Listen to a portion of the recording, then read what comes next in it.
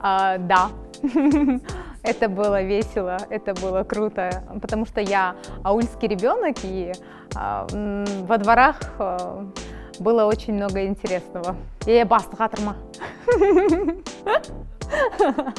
Среди дизайнеров у меня есть и подруги, и знакомые. Не могу отдать кому-то предпочтение. Ох, таких же много. Просто скажу так, то, что первое попадается, на ум, Волочкова. Мечтаю о мире во всем мире. Наверное, самое лучшее воспоминание с детства, и на протяжении долгих лет оно было и остается, то, что каждый Новый год родители мне дарили подарки сюрпризом. То есть это было 12 коробок, и большая коробка, в ней еще меньше в формате матрешки. И в самой последней была спичечная коробка, там была записка, и говорили: твой подарок в гараже, ты бежишь в гараж, а там кукла.